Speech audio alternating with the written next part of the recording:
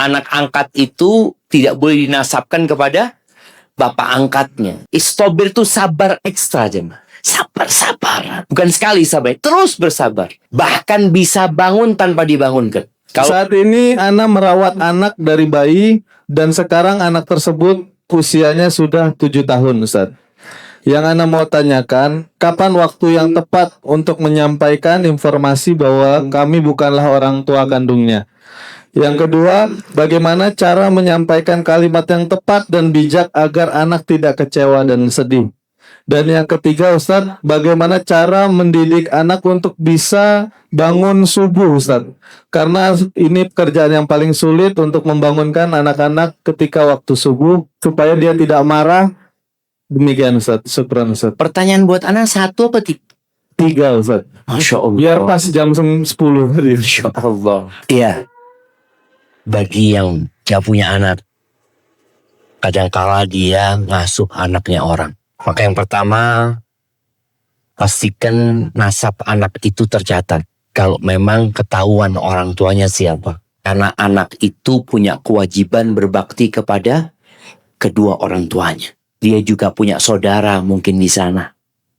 Di mana dia punya kewajiban juga menyambung rahim dengan saudara-saudaranya. Juga ada mahram-mahram dia yang dikhawatirkan nanti ketika dia besar, dia menikah dengan mahramnya. Karena dia nggak dikasih tahu. Itu kalau ketahuan dicatat. Kemudian yang kedua, kalau kapan ya dikasih tahu itu anak. Ya seperti yang Ustaz Sufyan sampaikan tadi, kondisi anak tuh berbeda-beda. Ada yang sudah siap disampaikan ketika anggap umur 12 tahun. Karena anak itu sudah dididik dengan benar. Dan dia juga sudah siap dengan didikan orang tua tentang keimanan yang kuat, yang mendalam, sehingga bisa disampaikan. Ada kondisi enggak, dia nggak siap. Seperti anak masuk pesantren. Ada anak masuk pesantren, lulus SD bisa masuk pesantren. Tapi ada kondisi enggak ini? Ada yang lulus SMP baru bisa masuk pesantren. Maka mohon diperhatikan kalau bagaimana cara menyampaikan kepada dia agar dia tidak kecewa sama orang tua kandungnya dan juga tidak kecewa sama orang tua asuhnya, maka jelaskan kepada dia tentang kebaikan orang tuanya. Sampaikan bosnya, kami gitu loh yang memang belum dikasih rezeki anak sama Allah ya. Kemudian kami ingin memiliki anak, akhirnya kami merawat dirimu. Ya, sampaikan kepada dia. Dan juga jangan sampai anak itu kecewa sama orang tuanya. Karena kalau merasa dia dibuang sama orang tua yang enggak. Orang tuamu tidak buang engkau. Orang tuamu sayang sama engkau. Tapi kita yang kepingin punya anak yang kita asuh. Dan di sini penting ya. Anak angkat itu tidak boleh dinasabkan kepada bapak angkatnya. Jadi dia tetap dinasabkan kepada orang tuanya. Sehingga kalau bisa nanti anak itu namanya tetap nama kedua, ketiganya itu nama bapak dan kakeknya dia. Kan sekarang namanya orang Indonesia bisa 3 nama kan. Sudah, sebutkan namanya dia. Sehingga dia tahu dengan nasab dia sebenarnya. Dia menghafal. Dan dia tidak lupa dengan hal itu. Kalau bicara ada yang kecewa kadangkala, ya ada yang mungkin akan bersedih ketika tahu bahwa dia bukan anak kandung ya. Tapi kasih sayang yang ingin diberikan kepada anak-anak insya Allah akan membuat dia tetap tegar dan tetap akan menghormati orang tuanya atau orang tua asuhnya. Type yang ketiga apa? Sholat subuh, Ustaz. Anak membangunkan anak sholat subuh. Nah, sebagian orang tua ketika menyekolahkan anaknya di pesantren, dia pikir anaknya ini kalau pulang ke rumah, oh subuh bangun gitu kan. Enggak, tetap di pesantren pun dibangunkan dia. Jadi jangan dipikir di pesantren anak itu bangun, dibangunin. Jadi pada orang tua ini, para orang tua ini ketika anaknya pulang dari pesantren umpamanya ya, di rumah, maka dia harus capek. Dia tahu ternyata musyrif para pembina di pesantren itu capek ngurusin. Sampai hari ini anak-anak bangunkan tetap. Anak sholat qobliyah belum pada bangun. Dibangunkan lagi duduk. Iya Pak. Siap. Bapaknya pergi dikit, tidur lagi. Memang kayak gitu. Tadi Ustaz Sufyan udah bacakan tuh ayatnya tuh. Wabir alaih. Suruh keluargamu sholat dan sabar.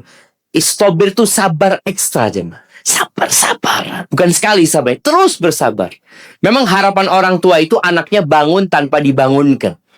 Itu harapan orang tua. Nanti insya Allah anak itu akan paham, dibiasakan dia bangun.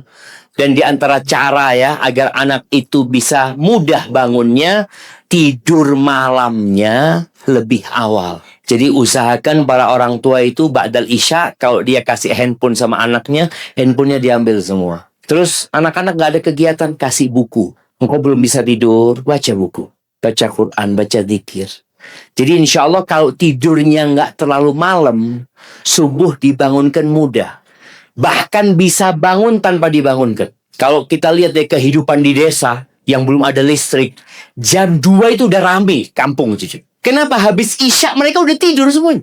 Jadi ada orang tidurnya udah cukup, istirahatnya cukup, mau ditidurkan lagi nggak bisa tidur.